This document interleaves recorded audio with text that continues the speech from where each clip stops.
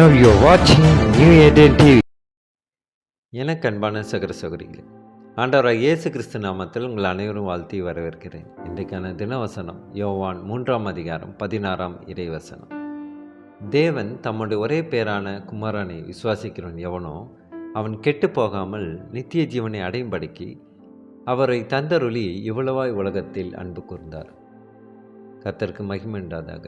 இன்றைக்கு இந்த தினவசனம் மூலியமாக ஆண்டவர் மிகப்பெரிய ஒரு மறைப்பொருளை வெளிப்படுத்துகிறார். யோவான் சுவிசேஷத்தின்படி நிக்கோதேமு என்ற ஒரு பரிசேயரிடம் இயேசு முதலாக நித்திய ஜீவனை பற்றி பேசினார்.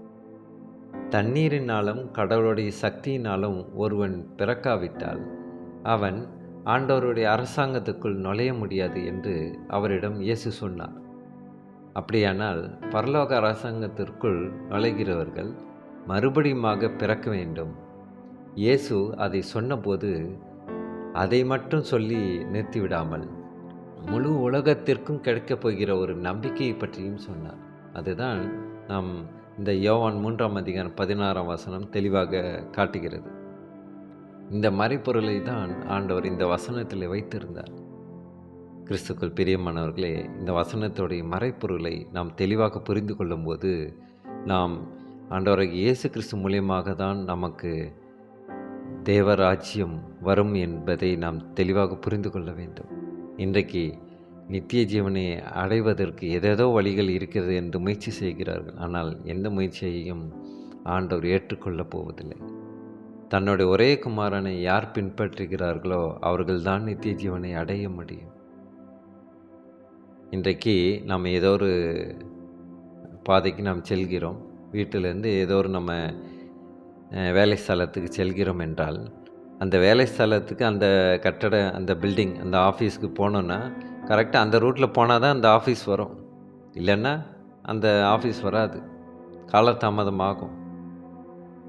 அதே போல தான் நாம் நித்திய ஜீவனை அடைவதற்கு ஒரே வழிதான், அது ஆண்டவர் இயேசு கிறிஸ்து மூலியமாகத்தான். இந்த மறைப்பொருளை இன்றைக்கு நாம் தெரிந்து கொள்ள வேண்டும் என்று ஆண்டவர் வெளிப்படுத்துகிறார். கிறிஸ்துக்கு பிரியமானவர்களே, இனி வரும் காலங்களிலே நாம் தெளிவாக இருக்க வேண்டும். ஏனென்றால் கள்ள தீர்க்கதரிசிகள் அநேகமாக கிளம்பி கொண்டு வருகிறார்கள். ஏதேதோ காரியத்தை சொல்கிறார்கள். இதே ஜீவனுள்ள வார்த்தையை வைத்து வேறு எதையாவது அர்த்தப்படுத்தி மக்களை வழி நடத்துகிறார்கள். அது ஆண்டவருக்கு அருவருப்பான காரியமாக இருக்கிறது. ஆண்டவருடைய சத்தியமானது ஆண்டவர் எதை வெளிப்படுத்துகிறாரோ அதையே தான் நாம் வெளிப்படுத்த வேண்டும். மக்களை சந்தோஷப்படுத்துவதற்காக கடவுளுடைய வார்த்தையை வேறு அர்த்தத்தில் கொண்டு போவது அது பாவத்தின் செயலாக இருக்கிறது. கிறிஸ்துக்குள் பிரியமானவர்களே, அவருடைய வழியிலே நாம் தொடர்ந்து செல்வோமேயானால் நமக்கும் கூட ஆண்டவர் நித்திய ஜீவனை அருளுகிறார். கிறிஸ்துக்குள் பிரியமானவர்களே, இயேசுவோடு ஆட்சி செய்ய போகிறவர்களுக்கு பரலோகத்திலும் மற்றவர்களுக்கு பூமியிலும் முடிவில்லா வாழ்வை கிடைக்கும் என்று நம்பிக்கையை பற்றி அவர் குறிப்பிட்டார். இன்றைக்கு அப்பேற்பட்ட இந்த நித்திய ஜீவன் நாம் அனைவரும் பெற்றுக்கொள்வதற்கு ஜெபிப்போமா? சோத்திரகத்தாவை துதிக்கிறோம் எங்கள் அன்பின் நேசரே. அப்பா, அந்த யோவான் 3 சொல்லப்பட்டது போல அப்பா, உம்முடைய ஒரே குமாரனை நாங்கள் அண்டி வந்தாலே ஒழிய நித்திய ஜீவனுக்கு வேறு வழி இல்லை என்று நீர் வெளிப்படுத்துகிறீர். ஆண்டவரே, நன்றி அப்பா. இதை மக்கள் உணர தேவ கிருபை செய்யும்.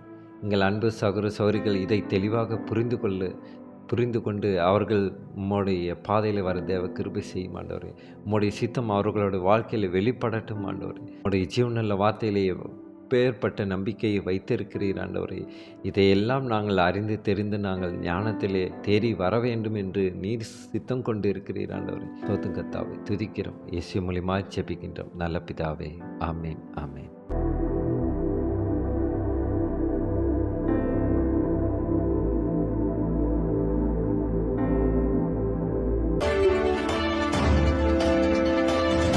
Now you're watching New Eden TV.